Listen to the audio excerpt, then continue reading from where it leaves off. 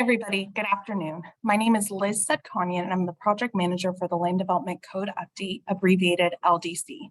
I wanted to start this by thanking you for your interest in the Land Development Code. We appreciate the time you have spent submitting modifications to the code and attending workshops like this. I wanted to go over the schedule for today's workshop. Please note this is an exact mirror of the workshop we held last Thursday. It's just another opportunity for people to call in or to log in and ask their questions. For today's workshop, our schedule includes brief presentations regarding LDC basics, overview of a few of the proposed citywide LDC amendments, followed by Q&A, and if time allows, additional public comment at the end. That public comment will also be verbal. If we have not already moved on to the Downtown Plan District Ordinance amendments by 140, we will also do so at that time. I would like to introduce our team on the call. I have Brian Schoenfeld, the DD of the Urban Division with DSD, Seth Lichney, Program Manager for the Planning Department, and Senior Planners Corey Funk, Melissa Garcia, and Jeff Ryan. They will be assisting me with monitoring the Q&A. We have disabled the interactive chat to ensure that all the questions and comments be left under the Q&A section. As a reminder, the language and these matrices are on the 2022 Code Update website, and the link is being placed in the tab. What is the LDC update? The Land Development Code is chapters 11 through 14 of the San Diego Municipal Code. These chapters cover the development regulations and zoning for the city of San Diego. The Planning Department monitors and continually updates these sections of the code on an annual basis through submissions from members of the public and city staff. Code organizations. I wanted to briefly go over how to read code sections. The municipal code is organized by chapter, article, division, and page number. For example, section 143.1001 is chapter 14, article 3, division 10, and page 1. For our timeline, we are currently scheduled for Planning Commission on October 27th and tentatively scheduled for Land Use and Housing Committee on November 17th and City Council on December 6th. I know questions always arise, when will these go into effect? Assuming the council approves this item on December 6th, our second hearing would occur in January. Once the mayor signs the ordinance, the regulations will be chaptered into our code after 30 days. We anticipate these items will take effect in February 2023 for areas outside of the coastal zone. For areas within the coastal zone, after adoption, the package will be submitted to the Coastal Commission. Will be submitted to the Coastal Commission for review and will take approval once certified. The 2022 Code Update is comprised of 53 citywide items. Updates to the code are grouped into 5 categories: clarifications, compliance with state law, corrections, regulatory reform, and amendments that align policy with the city's climate, equity, and housing goals. These amendments aid in streamlining the permit process, assure compliance with state and federal regulations, and eliminate unnecessary barriers, redundancies, and contradictions. Next, I'm going to go over a few items in the LDC update. As a reminder, please save your questions and comments for the Q&A portion of this workshop.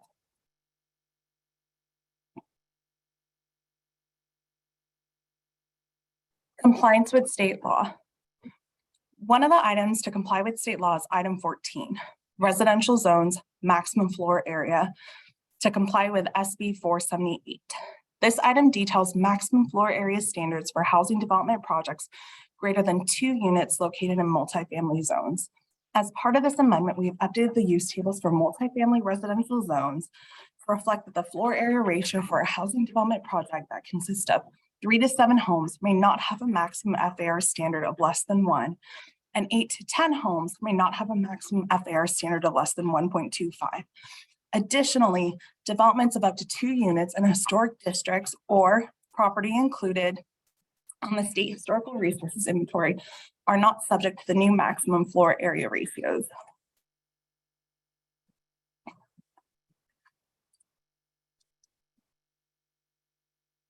Item 2, posted notice requirements, revises the code language for posted notices to a reasonable size from 12 square feet to 6 square feet, but will still ensure increased visibility with posting requirements.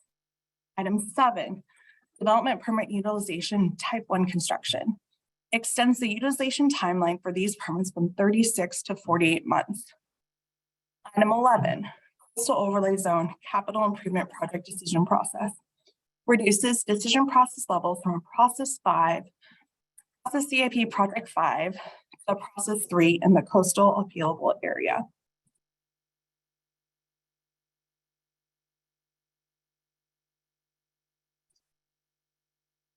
Item 17, industrial base zones retail sales.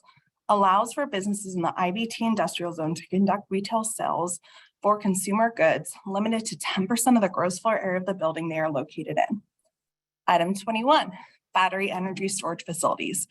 Adds a new section related to battery energy storage facilities and updates use tables of applicability. Item 43 is historical resources regulations, pool demolition permits. Exempts historical review for pool demolitions on sites that are over 45 years old. Item 20, sea level rise acknowledgement. Adds supplemental regulations for areas of future sea level rise under Chapter 13, Article 2, Division 4, the Coastal Overlay Zone, and references this in sections related to our housing programs. Item number 5 is the definition of a sustainable development area. This creates a new definition for a geographic designation for certain programs to be used in place of a transit priority area and aligns with our climate action plan goals to ensure development that uses our new programs is walkable to high quality transit. The definition reads, sustainable development area means the area within an established walking distance along a pedestrian path of travel from a major transit stop that is existing or planned if the planned major transit stop is included in a transportation improvement program or applicable regional transportation plan as follows. Within mobility zones 1, 2, and 3, as defined in section 143, 1103, the defined walking distance is 1 mile. Within mobility zone 4, as defined in section 143, 1103, the defined walking distance is 0.7 miles. Please note, we are proposing amendments related to a sustainable development area will have a 1-year delay to allow for time for implementation. Now on to the Q&A. My colleagues will be assisting and monitoring the Q&A. To organize this portion of the workshop, we have grouped the items and listed every single item on a subsequent slide. When an item you'd like to comment on, please leave your question and comments under the Q&A section. We have about an hour and a half to go over questions and we'll do our best to address everything. In advance, if we advance to a slide without answering your question, please submit your questions via email. As a reminder, at 1:40, if we have not already moved on to the downtown PDO, we will do so at that time. Additionally, here's the order for the Q&A. This will also be dropped into the chat for you to reference. I'm going to leave this slide up for a quick minute.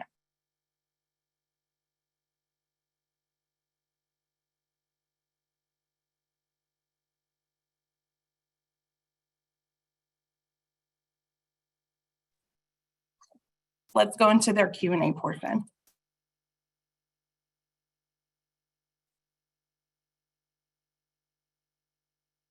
To start off, I wanted to see if there are any questions related to items 1, noticing requirements, 14, residential zones, max FAR, and item 29, water conservation requirements.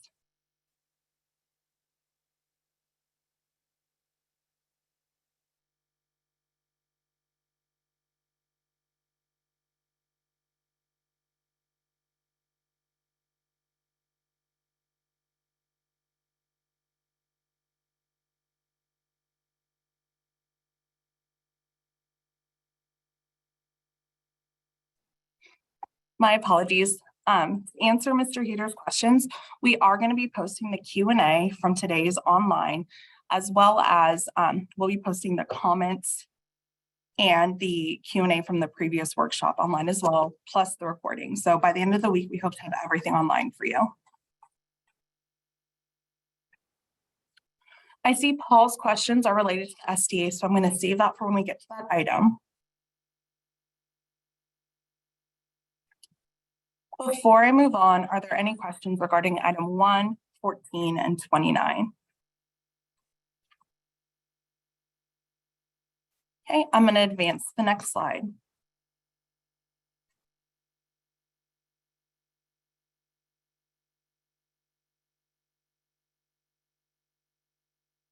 Okay. Regulatory reforms are split over the next 2 slides. Do we have any questions regarding item 2, posted notice, item 7, development permit utilization, item 11, coastal overlay zone CIP decision process, item 12, coastal commission permit procedures, electronic notices, and item 17, industrial base zones, retail sales.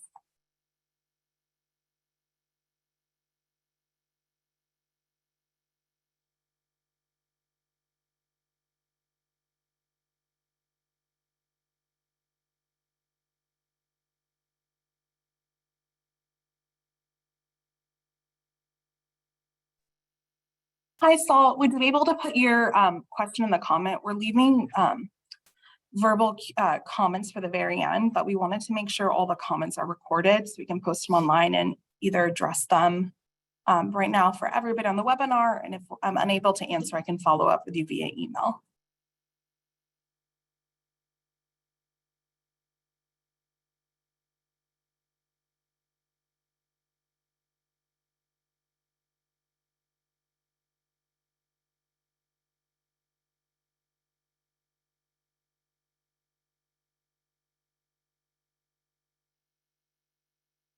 Christine Smith asked, will items 11 and 12 require coastal commission review and approval? Everything related to the coastal zone will have to go to the coastal commission. So yes, this will be going to the coastal commission for review and approval.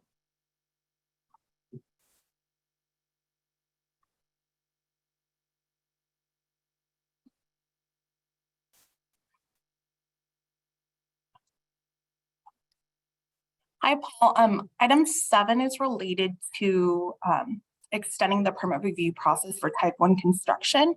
So that's going to extend from 36 months to 48 months. I think your question is more related to implementation for the SDA.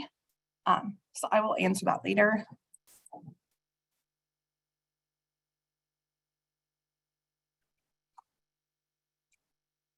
Russ Connolly asked a question, why is the posted notices being shrunk? This was actually comments we received from DSD and members of the public. A 3x4 notice is just visibly large. We did get a request to bring it down to 2 feet by 3 feet. This will still ensure that it's visible and you're able to see it from a further distance.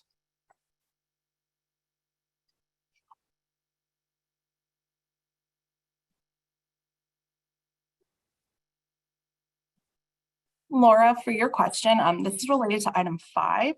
We'll be discussing that later on in the presentation. I'm going to advance to the next slide.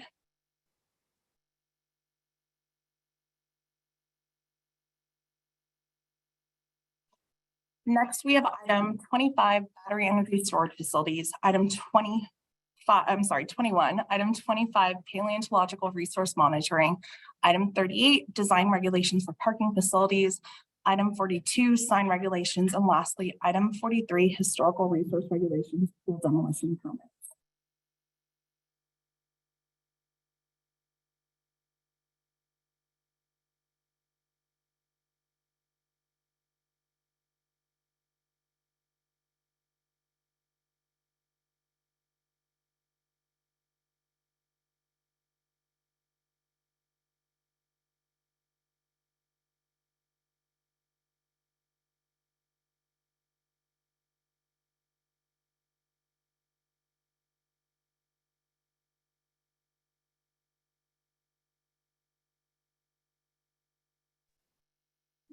Nolan asked us a question for item 21, battery energy storage facilities. Will there be any change to the residential code IFC vehicle impact in reference to the definition of a vehicle impact?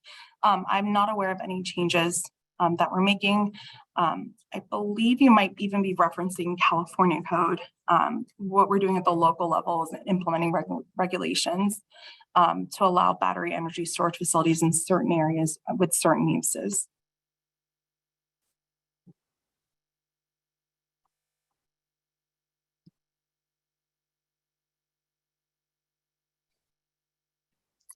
Hi, Russ. Russ had a question. What is meant by more efficient layout? How much smaller will this make current spaces?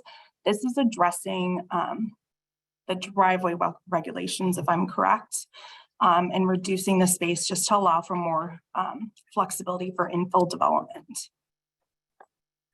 These spaces will also be only occupied by the facility.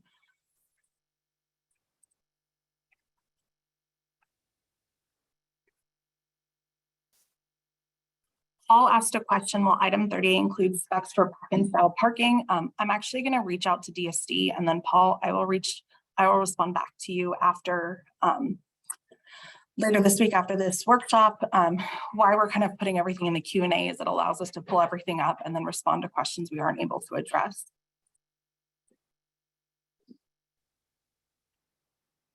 Okay, I'm going to advance to the next slide.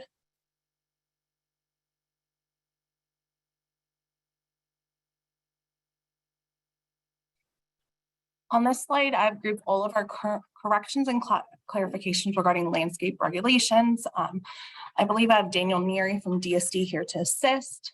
These are items 28, 30, and 31 to 37. Do I have any questions or clarifications from the group?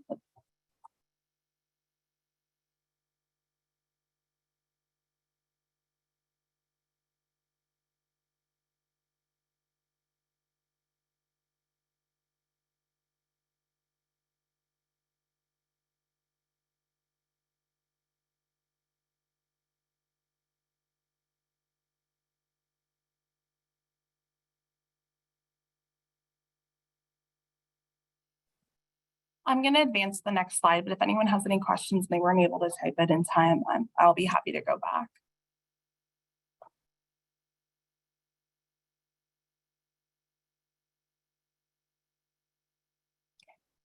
Next, we have item 3, definition of a JADU. Item 4, definition of a multi-dwelling unit.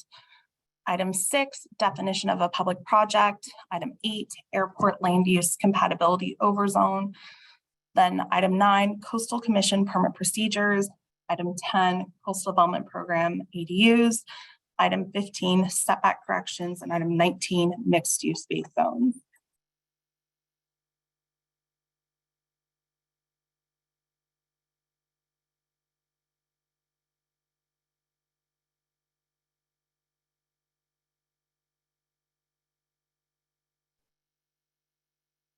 I see Paul had a question about item 37. Will brush management include the latest wildfire hardening? I believe this is just regarding landscape regulations. What I'm going to do is also forward your question over to DSD to assist me with answering it.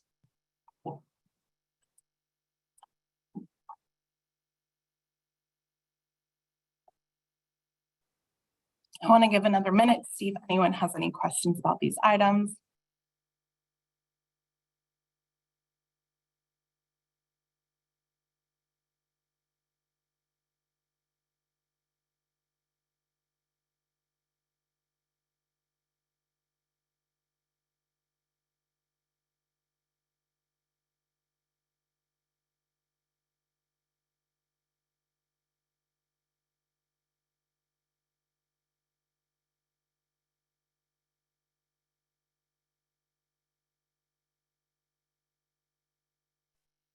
Okay, I'm going to advance to ensure we have enough time for the definition of an SDA, because I think that's what I assume most of you guys are here for.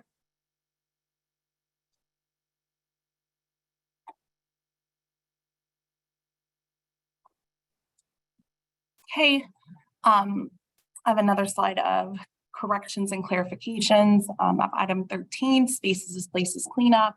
Item 16, prime industrial lands. Item 18, mixed use space zones. Item 22, ADU conversions. Item 23, wireless communication facilities, park site approvals. Item 24, outdoor dining on private property. Item 26, fence regulations. And item number 52, central urbanized plan district, artisan food and beverage producer.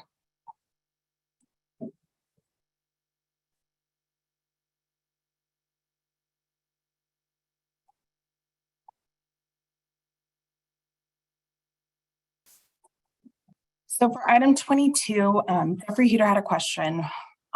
What is the follow-up answer to the question of whether I can build a 1,200 square foot ADU attached to an existing 400 square foot garage under the new ADU construction limit and expand the ADU into an existing garage? Give us 1 second, Jeff.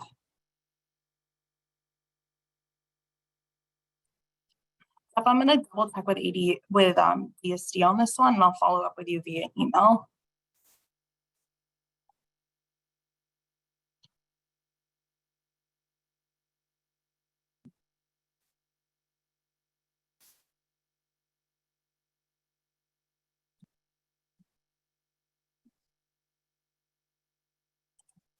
One thing to note, Jeffrey followed up with this would create a 1,600 square foot EDU. I think one thing to note is that we would still have to have a primary dwelling unit on the site. So you couldn't just have an EDU with an attached garage. So we'd still have to have room for that. So just a quick clarification.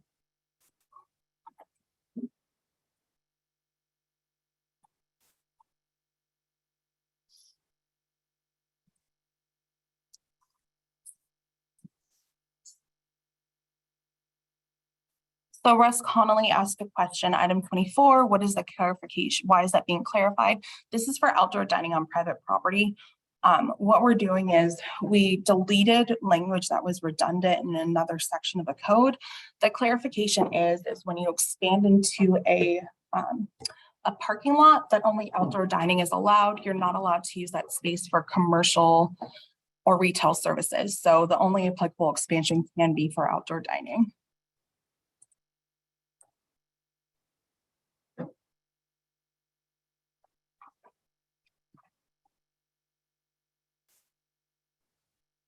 Jeffrey Huter asked another question. I understand the primary dwelling unit and FAR requirements, but if I have the FAR allowance, can I do what I propose? I think we're going to have to follow up with ESD on that question and then get back to you. Okay, I'm going to advance to the next slide.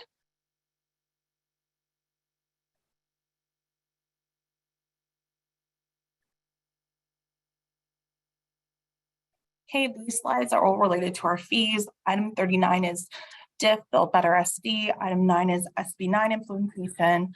Item 41 is development impact fees, citywide general development permits. Item 44 is affordable housing in all communities correction. And item 53 is citywide park development impact fee resolution update.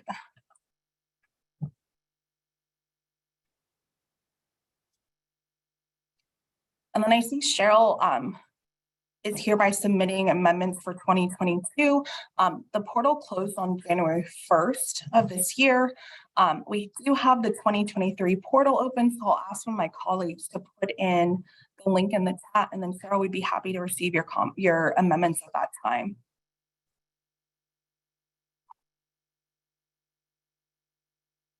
I just wanted to wait a quick minute to see if anyone has any questions.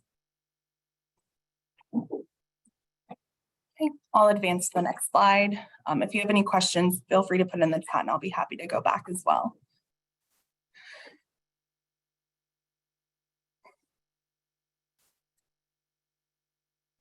Okay, next I have our corrections and clarifications related to Complete Communities Housing Solutions. This is item 45, Complete Communities Housing Solutions definitions. Item 46, affordability levels. Item 47, on-site affordable units. Item 48, just clarifying the 50% AMI. Item 49, street trees. Item 50, neighborhood development permit requirements. And item 51, cap checklist.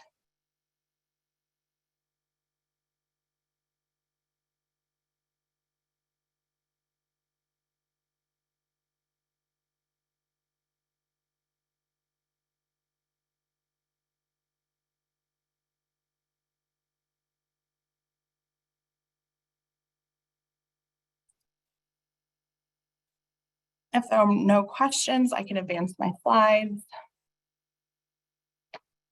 Please feel free to continue to leave questions in the Q&A and I'd be happy to go back, as I said earlier.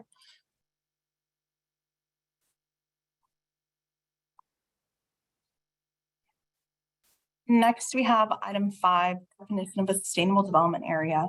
And item 20, sea level rise acknowledgments. I know we already have some questions in the chat, so I'm going to start bringing those up. First, we have Paul. We have a series of questions. If the change in distance to transit centers is being modified from a half-mile radius to a 1 mile walking distance, what formula was used to determine equivalency? For this, we're going from a half-mile kind of crow's fly methodology where you're not looking at streets. You're just looking at a half-mile out from the transit stop. You're not taking into account canyon. So you technically could have a situation where you have an area that's part of an SDA that actually is over a canyon, so isn't really a walking distance. For the 1 mile walking distance, we actually use the data that we had from Sandag to calculate that. And then based on streets, we're also looking at right-of-ways. This doesn't actually go through a parking lot. It has to be on a legal right-of-way. And actually, I'm going to advance to the next slide just so we can get the definition up. Paul has another question. Has the Americans with Disability Act of 1990 been reviewed to ensure compliance? Paul, that's a question I'm going to have to get back to you. I know you emailed me that ahead of time. I will check and you will get an email from me. Paul also has a question specifically. Will there be a frequent shuttle service to major transit stops from distances greater than half a mile to accommodate seniors, disabled parents, and small children, etc.? I'm going to let my coworker jump on and answer. Hi, thanks for the question. So transportation planning is done at the regional level by the San Diego Association of Governments, Sandag. One of the things that they've been looking at is neighborhood shuttle service, like what you described. But that is something that is not necessarily done by the city of San Diego as part of our duties. What we're trying to do is match up land uses and allow for housing in areas that have access to transit. So it's certainly something that was discussed in Sandag's regional transportation plan, and you can review that document to see where shuttle service or neighborhood shuttles would be applicable.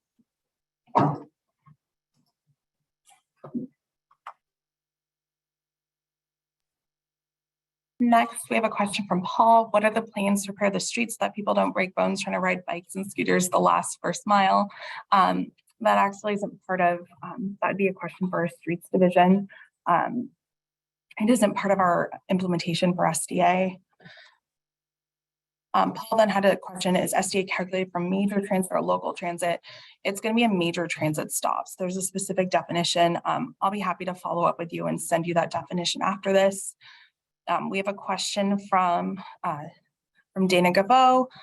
What is the city's analytical basis for using distances up to 1 mile when the Department of Transportation, the National Association of City Transportation Officials, widely adopted practices and virtually all transit research indicate that 1/4 to 1/2 a mile is the proper standard for walking distance to transit?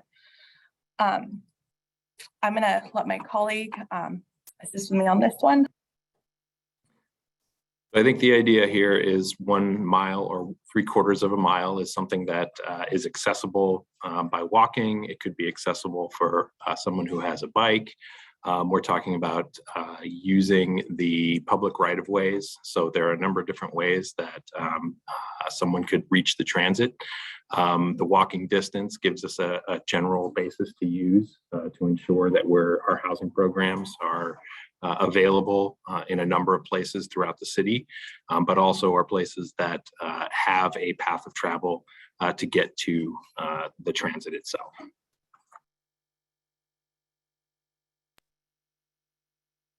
Next, we have a question from Christine Smith. Mobility zones 3 and 4 don't appear to contain major transit stops and hence would not have any SDAs. Is this correct? And if not, can you point to some examples of where the SDAs would be in these zones? For this, Christine, I want to let you know we are actively releasing maps. I think the intention is it's if the community planning area is located within that zone. And I'm going to hand over to Seth real quick.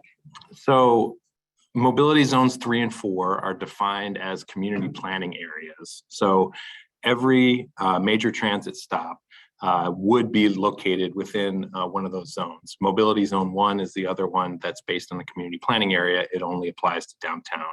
So it's the definition that we've come up with and that we're using is to say that if the major transit stop is in mobility zone 3, it would have a 1 mile walking distance would be where how the SDA is defined, and if it's in mobility zone 4, it would be a 3/4 mile walking distance.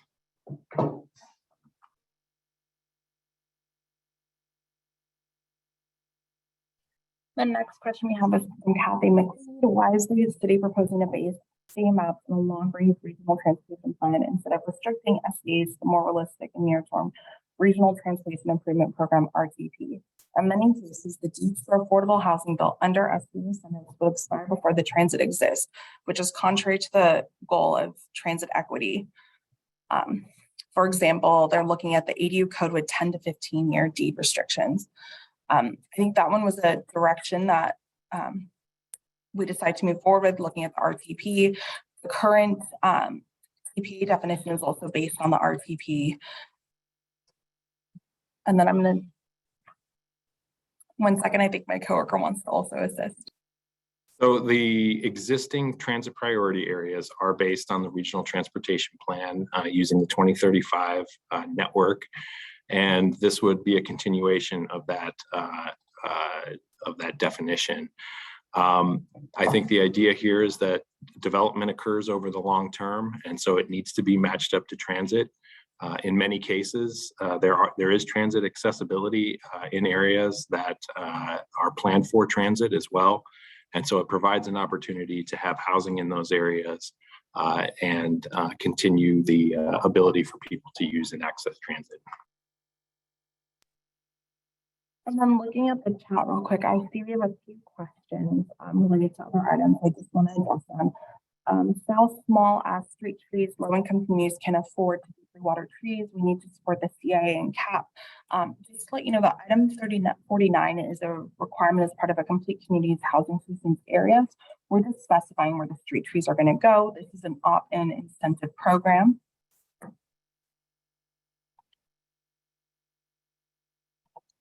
We then have a question from Prima Santos. When does the appealable area go into effect from process 5 to process 3? As I mentioned earlier, we're anticipating this item will go to City Council on December 6th. After it's approved and after the mayor signs it, if approved, it would have to go to the Coastal Commission for their certification and adoption. So we're still probably looking at, if I were to guess, at least 6 months to a year.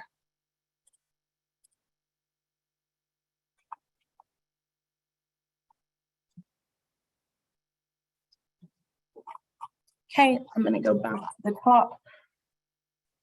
We have a question from Jesse O'Sullivan. How will the city comply with SB 330 requirements, not the town zone, housing element requirements, and requirements to affirmatively further fair housing? Thanks, Jesse. This proposal doesn't downzone any areas. It doesn't affect the base zones that apply to any areas that would be or would not be covered by an SDA. The housing element requirements, when the city prepared its adequate sites inventory and submitted it to the state of California for review, did not include any of the optional programs that would be affected by the SDA. Did not assume that there would be bonus ADUs, did not assume density bonuses, didn't assume things like complete communities. And so what we submitted to the Department of Housing and Community Development was an adequate sites inventory based on the allowed uses under the existing zone. And as far as affirmatively furthering fair housing, there are major transit stops in nearly every community in the city.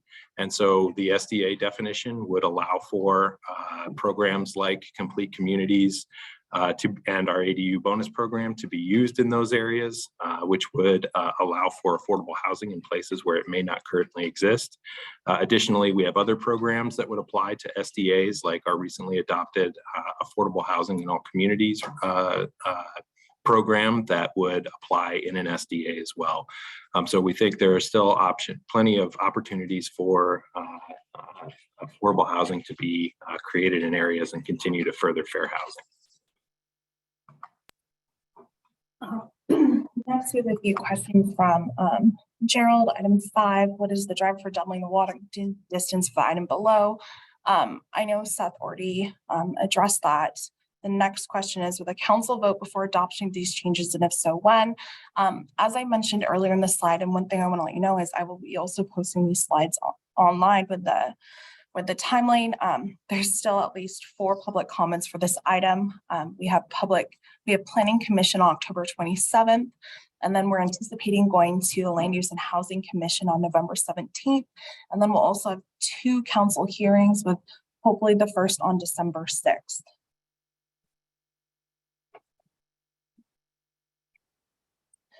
We have another question from Kathy. Why is the city proposing different distance limits, 0.75 versus 1 miles for different parts of the city, to the people doing the walking a mile regardless of the city they are in? I can address that, Liz.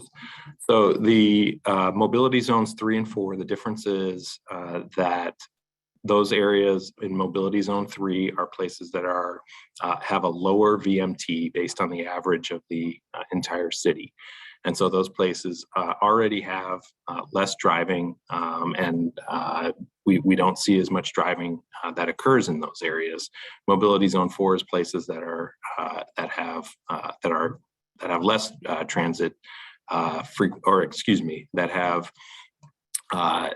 a higher average VMT, and therefore they don't necessarily have the access to transit that a place like places in mobility zone 3 has.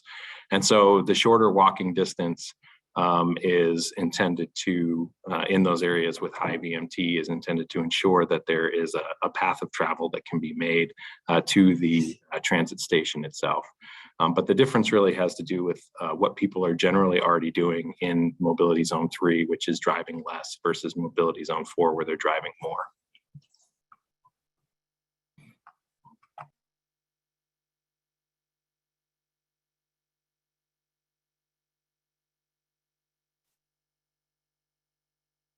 Okay, we have a question from Teresa Murphy. Since the walking distance is now further for people with disabilities and seniors, what accommodation is being made for those who cannot walk these distances? I know those were in the group of questions I received earlier. I will be getting back to you via email after this meeting. Laura has a question for many people. A mile could add an additional 30 minutes in order to get to work, in addition to the long transportation timing. Has the city calculated the impact when considering expansion? For this one, I'm going to take it more as a comment. And I think a lot of these questions are more comments, but we will look into what you shared with us. Negavo asked a question: on what basis did you arrive at the 0.75 and 1 mile, the distances? What did you base these distances on? I know a lot of our questions are kind of regarding the same topic. One thing that we're hoping to do is release maps to kind of go over it and then go into more detail. I think at that point we'll be able to address it. Dana, you're always welcome to also email me. Prima Stancha said, for item 10, when did the ADU regulations go into effect in the coastal zones by the Coastal Commission? This is kind of the same question. Once they're approved by the Coastal Commission, we're assuming about 6 to 12 months. Something also I want to share, because I think a lot of people have comments they want to get on the record.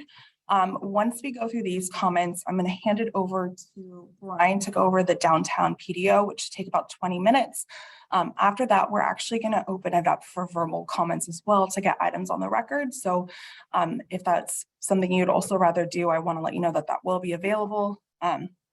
Just for timing, we're at 12, it's only 12:40. So that would allow us at least 30 minutes, and we're going to let everyone have at least 2 comments as well to leave public comments. Next question from Christine Smith. So the parcels in mobility zone 4 and it's 1 mile from a stop that is located in mobility zone 3, then would that be an SDA? So the parcels in mobility zone 4 that would not be located in an SDA because it would have to be in that 0.75 distance to calculate it. Christine also has a question. Some of these proposed major transit stops do not have any transport on the weekends, absolutely none. How does the city address until the transit is built in 2035? I want to let you know we work with Sandag and go over the state definition. So it's supposed to have at least two crossover headways within a 10-minute period. So that's the methodology we use. 15 minutes, Liz, and essentially this is the definition of a major transit stop is for headways during peak commute hours, and so that's what we're using based on the state definition. Next, we have a question from Paul. Applicants for complete communities projects that are currently disqualified due to being outside of the TPA be qualified for complete communities using an SDA, or will they have to restart the permit application process? I believe that's more of a DSD implementation question. One thing that I can tell you is it's similar to what building code applies to your project. If you're currently in the permitting process,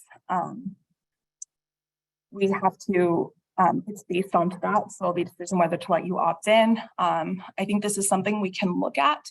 Right now, we are suggesting a pipeline provision that would allow that for the SDA wouldn't go into effect until January 1st, 2024, but this is something that we can look into if there is someone who would like to opt in earlier.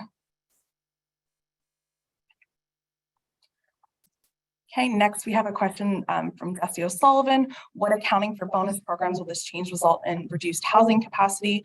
Will the SDA geographic area be larger or smaller than current TPAs? Will projects that are currently in the permitting process that are in TPAs but not SDAs be allowed to use the bonus program as they currently exist?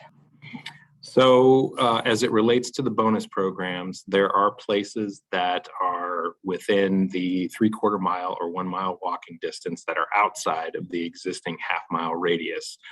So there will be places, additional places where these programs would apply as to where they currently apply.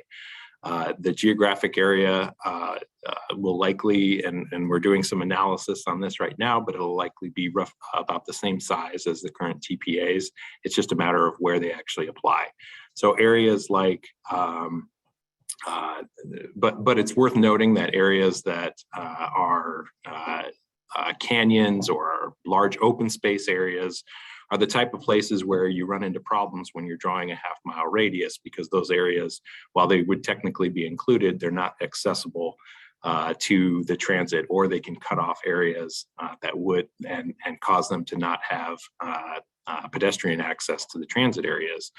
So we're still doing an analysis on that. And will projects that are currently in the permitting process that are in TPAs but not in STAs be allowed to use bonus programs as they currently exist? Our proposal is to have a 1-year time period where before the SDAs would apply. So the SDAs will have a specific start date, and applications that are submitted at that start date would apply to the SDA.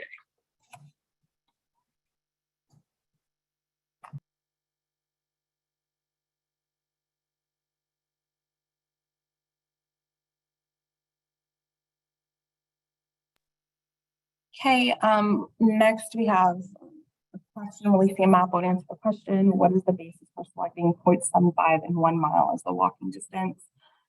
This was based on the available transit within zones 1 and 3. 1 and 3, we have the 1 mile. Within zone 4, we have 0.75. Also asked, will we be conducting the EIR evaluating the environmental impacts of expanding these programs beyond the half-mile radius of the EPA? I want to let you know, as part of our package, we do have environmental analysis included. That document will be provided with our Planning Commission documents that should be released next week. And then the next one is from Kathy. I'm going to take this more as a comment. Do you really think the elderly, the infirm, people with small children, disabled people carrying heavy items can easily walk 1 mile? As I stated, I will take this as a comment. what I'm going to do, since we've actually gone through our, oh, we have one more. Gerald asked, what is the analysis for the impact of the change from PPA to SDA geographic areas be completed?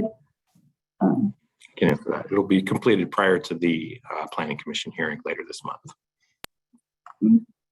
Okay, now that we've actually gone through our questions, it is now 12:46. I'm actually going to hand it off to Brian Schoenfish, who has about a 20-minute presentation regarding the downtown PDO, and then I will actually reopen it up for verbal comments. Okay, good afternoon, everyone. Brian Schoenfish. I am the Deputy Director of the Urban Division of the Development Services Department. And for those of you who aren't familiar with the Urban Division is and what we do, we are exclusively focused on downtown San Diego, so just the downtown community planning area. We do both the long-range planning and permitting for downtown San Diego. So what I'm going to do now is I'm going to share my screen, and I'm going to do a quick PowerPoint on the items that are a part of the update that just apply to the downtown area, the Center City Plan District Ordinance, which has its own separate zoning area. 1 second here. Okay, hopefully everyone can see my screen. So as part of the annual Land Development Code update this year, just as we have in previous years, we have a number of items that are just solely focused on the downtown community planning area because we have our own zoning code, the Center City Plan District Ordinance.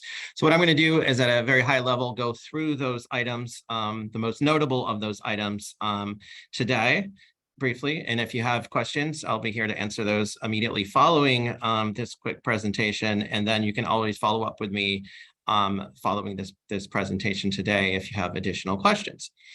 So I'm going to start out with sort of the overall overarching theme of the focus of this year's downtown amendments. And it's really to make the Center City Plan District Ordinance, the zoning for downtown, more user-friendly. Right now, it's over 100 pages long. It doesn't need to be 100 pages long. There's a lot of reasons for that. Over the years, regulations and language just kept piling up and get added onto. There's a lot of language that's not regulatory. There's a lot of language that's more policy-based that repeats things that are already stated in the downtown community plan. So we're going to take that out. There's also a lot of language that is repeated elsewhere in the citywide land development code. So we are proposing to take all of that out and just provide references instead. Again, really the focus is to look at ways that we can make it more user-friendly for the public, for the development community, for other stakeholders, and for staff, so that it's easier for us to navigate through the code, so we can get results quicker in terms of our reviews and answer our questions.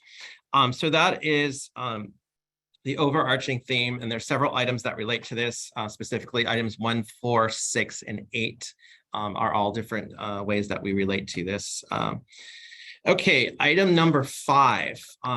What this is this relates to the stacking of incentives. So downtown San Diego in our Center City Plan District Ordinance has 8 unique downtown specific incentive programs.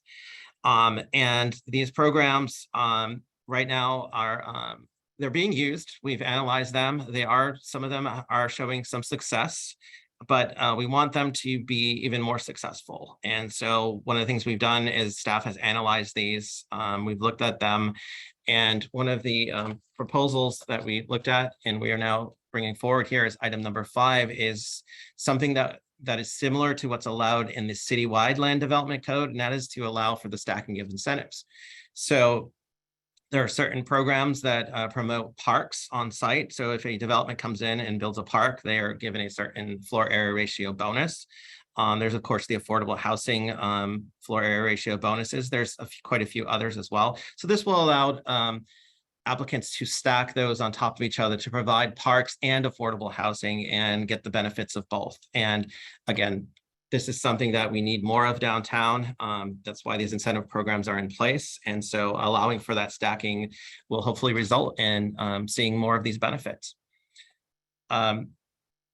Item number 9, this is a clarification on public uses. This is something that actually came up in our discussions with the community over this past year. Specifically, there's been a discussion to work with the school district, San Diego Unified School District, potentially locating a public arts high school somewhere downtown. We have a number of public sites downtown, and as part of that discussion, we looked at potentially looking at a park and school joint use project. There's some language in our plan, or in our code and our plan right now that aren't very clear on that. So we want to clarify what's allowed on public sites. We want to clarify what's allowed in terms of public uses. And these are some tweaks to the language that would allow us to do that, allow us to move forward with both a public arts high school and a park on a site that's identified for a park. So again, this is something that was discussed widely with the community. It came about through those discussions, and we are proposing some language changes to the Center City Plan District Ordinance to help make that happen. Item number 11, there's a few places in the Center City PDO where the airports are referenced, and specifically the airport's environs and approach overlay zone. This is really a cleanup because as part of last year's citywide land development code update, this was replaced with the airport land use compatibility zone. However, the Center City PDO was sort of overlooked when those changes were made. So the language remained in the Center City PDO that still references the airport environs and approach overlay zone. So we're going in now and cleaning that up and instead replacing it with a reference to the airport land use compatibility zone, which is the appropriate zone. Item number 14, this is another clarification. Drive-through restaurants are not allowed downtown, and they haven't been allowed downtown. And we get lots of questions. Our staff gets a lot of questions about drive-throughs, and currently the code is silent on them because they're not allowed. They're not an allowed land use. So rather than have to continuously explain to people that they're not allowed, we just want to make it very explicit and put the language in there that they are not allowed. So this is, again, we're not changing anything here. We're just clarifying that drive-throughs are not allowed in downtown San Diego. Item number 15, this is similar to the previous item. This is more of a clarification than anything else, that as we're seeing more life sciences uses, biotech uses come into downtown now and expand into the downtown market, we want to make it very clear that the research and development uses are allowed in the office zones. So all those zones downtown that allow for office also do allow for R&D. We just want to make that a very clear clarification in the code as we move forward, because this is another question that continues to come up, and our staff is asked this on a very regular basis. Item number 16, this one is an interesting one because for anyone who's been downtown over the years, especially recently, you've seen a number of vacant, empty surface parking lots. And these are opportunities to develop affordable housing, and amongst other things. And so through discussions with the community planning group, discussions with the larger community, and discussions with some of the property owners who own these parking lots, we are coming up with a proposal that further incentivizes the redevelopment of these sites, of these vacant surface parking lots and underutilized sites, into sites that include affordable housing. And so what this would do is add an additional bonus onto one of the density bonus programs. So if a developer comes in and is proposing to use an affordable housing density bonus program, this would add an additional incentive on top of that to help see these sites turn over. Because right now there's not all that much incentive for the property owners who own these parking lots. They're getting a check every month for doing nothing, for simply sitting on these empty surface parking lots, and it's becoming more and more of a problem. And it's a solution to help us address our housing crisis, in particular by promoting more affordable, covenant restricted affordable housing in downtown San Diego. Items 17 through 24, these are different ways that, again, as I mentioned, we have 8 separate, unique downtown specific incentive programs currently, and we want to improve upon those programs. We did an analysis of all those programs to look at how they're working, how they're not working, what we can do better. We don't want to have these programs on the books simply for the sake of saying that we have them on the books. We want them to actually work. We want people to use the programs. And so we've had some conversations. We've had a lot of stakeholder discussions downtown at how can we get these programs to work even better. And so I'm going to talk about a couple of these in particular right now. Item number 17, which is our urban open space incentive program. When we use the word urban open space, it's not at all in the traditional sense of open space, what you might think of the parks and the canyons and so forth. This is urban open space, urban plaza space, pedestrian plazas, that sort of thing. This right here, this picture is an example of one urban open space where they used the incentive, they followed the rules, and they were able to get a bonus for providing this space with that plaque that you can see on that planter there with the palm tree that says public open space, open 7 a.m. to 9 p.m. But there's not much here. There's no activity here. There's no amenities here. So this is something that we felt like we wanted to address. We need to better align these programs with other regulations. And so what we're doing is we looked at the Parks Master Plan points program. And we're tying this to that now, so that it's not about the amount of space so much as it is about the amenities and the activation of that space, and the importance of actually providing a public benefit in a public space where the public can come and interact and feel invited and welcome to a space, because we certainly need more of those throughout the downtown area. And so what we're doing is better aligning the program with the needs of the downtown residents and downtown workers by providing more active public spaces. So that's one of our proposals, so that we don't see a situation like this again in the future. We also have a existing 3-bedroom incentive program that's been on the books for a number of years. In fact, we looked at this last year when we were, or several years ago, sorry, when we were amending the citywide land development code, and modeled that program after the downtown one. But it's also time to look back at the downtown one and see ways that we can improve upon it. Right now, over 60% of the residents downtown are non-family single individuals. We need to improve upon that. We need to do more to attract more families downtown and further diversify our housing stock. And one way to do that is to include more 3-bedroom plus family friendly units. So again, we don't just need single 1-bedroom and studio units. We want to look at ways that we can diversify our housing stock so that people can live downtown not only when they're a certain age, but continue to live downtown throughout their careers and throughout their lives. And so we want to provide those opportunities to at least make that happen. And so this is another way to further incentivize that and to get more family-friendly housing downtown. Another item, and this is one that we'd be adding through these amendments, would be to add a childcare facility incentive program. Not only do we now have a lot of residents downtown, but of course we still are a major employment center. And it's important to locate these types of facilities where we have large employment centers.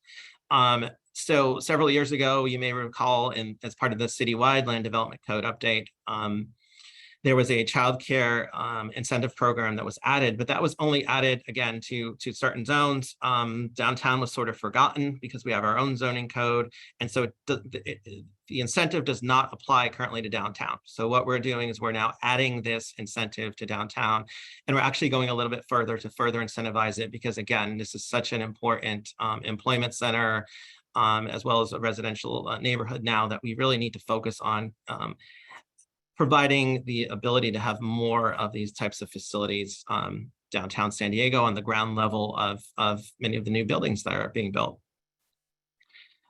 We also have an existing transfer of development rights program downtown, but it's not being used. It's not being used at all because it's extremely confusing and it's extremely restrictive. So one of the things we looked at is how can we make this more simple, more user-friendly, and more attractive to actually get parks built downtown. What this does is this, in exchange for a park, so if a developer wants to build a park or a small pedestrian plaza, any type of public amenity on their facility, and they have another property downtown, they can transfer those development rights from the floor area ratio that's associated with that area to any other location within the downtown community planning area. So it's allowing for that transfer to take place. Again, this is only within the downtown community planning area. Can they make that trade transfer of development rights? But again, this is to try to promote more public parks and open spaces downtown. Another item that we have is to provide more consistency with the citywide regulations on items such as the brewery regulations. We had an issue come up last year where it just took forever for there was a brewery that came in and had all its permits. It was open to the public. But they weren't able to have their offsite to sell their cans of beer that were brewed, sell them offsite because it needed a discretionary permit. The regulations downtown are more restrictive than they are in the citywide land development code right now. And the reason for that is because they were actually put in place prior to the citywide regulations. So at the time, they were the only regulations on the books. But then when the citywide regulations came up, they did not adjust the downtown one. So what we're doing here is really proposing to adjust the downtown regulations for breweries to better align with the citywide regulations. And that's all I have in terms of sort of a high-level overview of the downtown specific items. And if you have any questions on those, I'd be glad to take any of those now, or if you want to follow up, we can also do that at another time. So I am going to stop sharing my screen and open it up to any specific downtown related questions. Hi, Brian. It looks like we do have a question for you in the chat. It's from Michael Robinson. What are the 8 distinct incentive programs? Okay, so the 8, that's a good trivia question for me here. I don't have my notes, so I'm going off of memory. We have the 3-bedroom one that I mentioned. We have the public plaza, public open space one that I mentioned as well. We will now have the childcare one. We previously had one that was for public parking incentive program. We have a green building incentive program. We also have a green roof program as well. So I think I'm up to 7 there. Let me think about this for a second. I might have to flip through my notes here. Of course, we have all the affordable housing ones where those are not counted because those are all already citywide programs. Oh, and we do also have an employment incentive program to further incentivize developments that include at least a certain percentage of employment downtown. Okay, and I think that's all of them.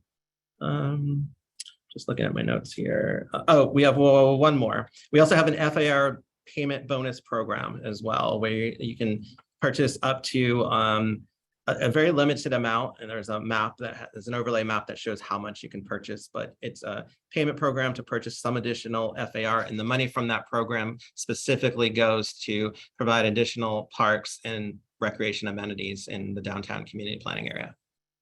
So I believe that's all of them. Real quick, thank you, Brian.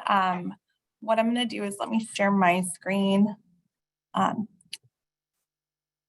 I just want to remind everybody that we have the portal open for the 2023 LDC update already. And now what we're going to do is I'm going to open it up for virtual comments. So these are just going to be straight comments that I'm going to go down the list and just call through people who have their hands raised. We have about 40 people still on the call, so I'm going to allow 1:30 for those who would like to leave some comments.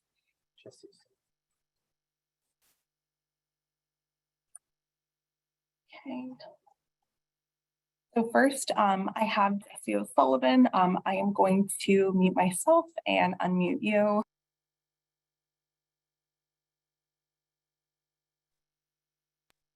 Jesse, you should be good to go.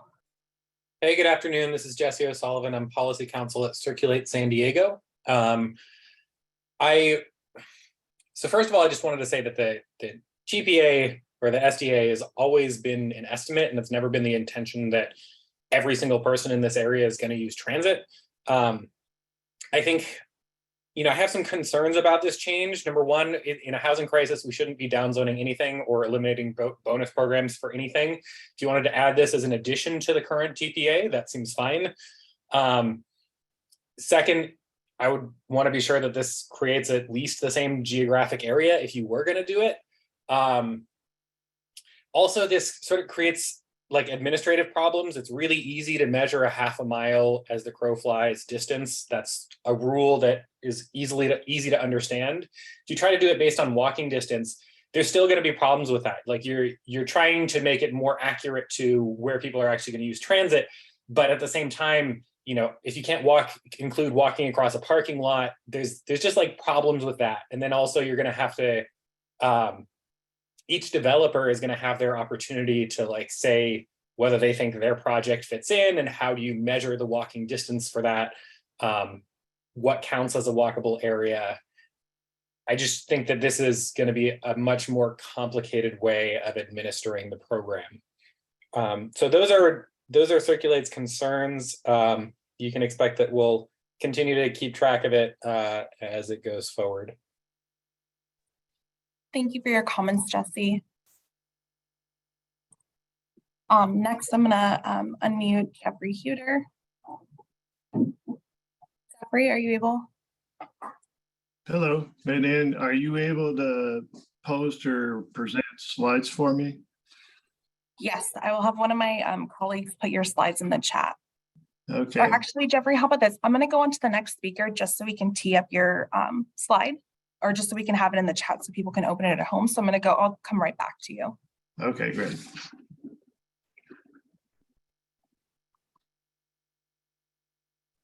Next, I'm gonna go to Gerald. Gerald, you should be on. Hello, can you hear me okay? Yes. Yeah, so I posted the question earlier about what was the motivation to changing the distance in there, and then for the mobility zones 1, 2, and 3 to a mile.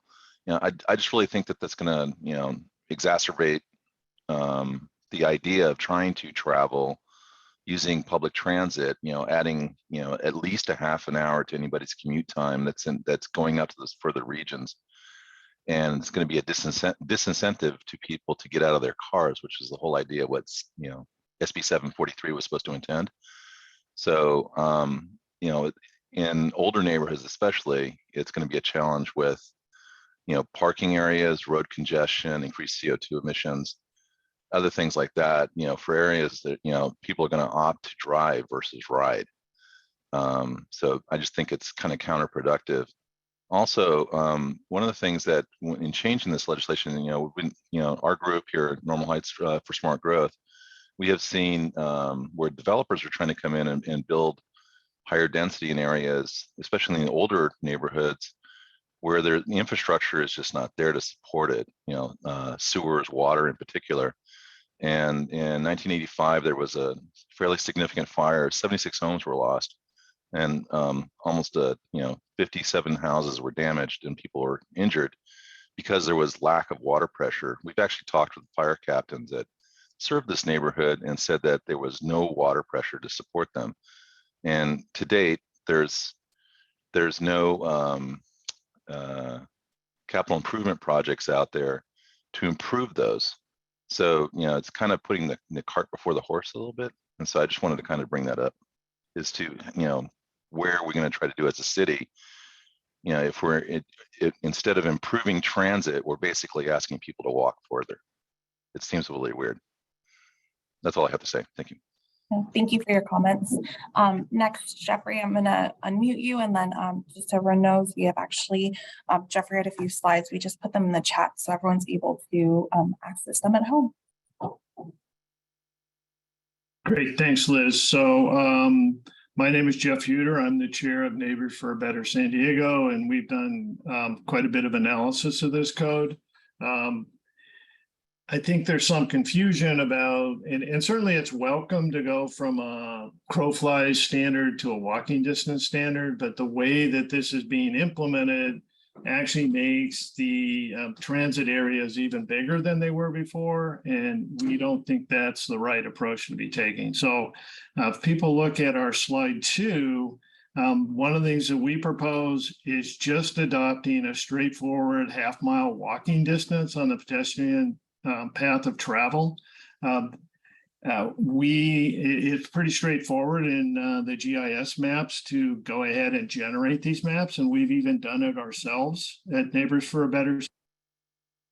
This is a big challenged implementation, and it's also true that the city is already doing this for its park planning and so on. The other big thing is that we do not agree of adopting the regional transportation plan in this. We think that the city should stick to the regional transportation improvement program. The reason being is that the regional transportation plan includes aspirational planning all the way out to 2050, and many of these stops will never get built, or if they do get built, will be built after things like ADU affordability deeds expire, and they just don't make sense from a planning standpoint. The other thing I just want to emphasize is the current TPA code does not reference the regional transportation plan. It uses the RTIP. So, and then just to hit on a couple of highlights, why does ours make more sense? We're limiting it to a half-mile walking distance, which is the accepted standard for transit adoption and addressing greenhouse gas emissions. We're putting development where transit exists or has a chance of being done so that people can actually get on it and ride transit. And this would exist within the existing footprint of transit priority areas, which removes legal concerns such as having to do a new EIR for this. The only other thing I'm going to mention in the interest of time is there's quite a bit of discussion about somehow this reducing our capacity for transit. First of all, it's not a zoning change, as was pointed out by Seth Lichney. So it doesn't have those concerns, but I think people don't understand really what's possible under complete communities. We've done a calculation that shows that complete communities allows over 2 million units to be built in San Diego. And we have a RENA number target of 108,000. So that's 20 times the capacity under complete communities to meet our RENA numbers.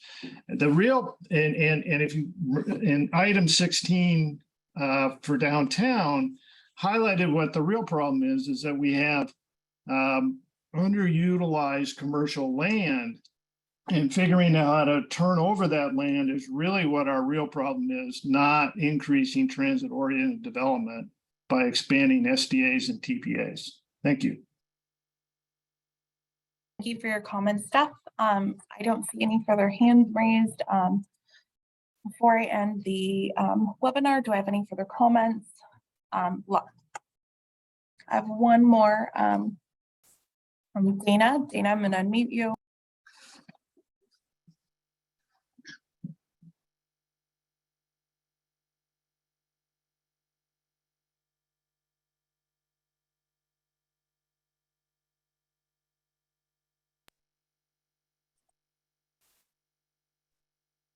Can you hear me? We can hear you now. Okay, thanks. My name is Dana Givet. I would like to point out that no one from the planning department has provided any justification for setting walking distance at 3/4 and 1 mile from transit. Meanwhile, the Department of Transportation, the National Association of City Transportation Officials, widely adopted practice, and virtually all transit research indicate that 1/4 to 1/2 mile is the proper standard for walking distance to transit. Further, adding SDAs as a code update does not fit under the alignment category that you have suggested. It is a major shift in multiple significant San Diego municipal codes, and it mandates a new EIR. Thank you very much. Thank you for your comments. At this point, I do not see any further hands raised, so I'm going to conclude our public workshop. As I mentioned earlier, I'm going to post both of these workshops on the LDC page, as well as we're going to compile the comments and all the comments and questions we received and post those online as well. So thank you very much. Have a wonderful rest of your afternoon.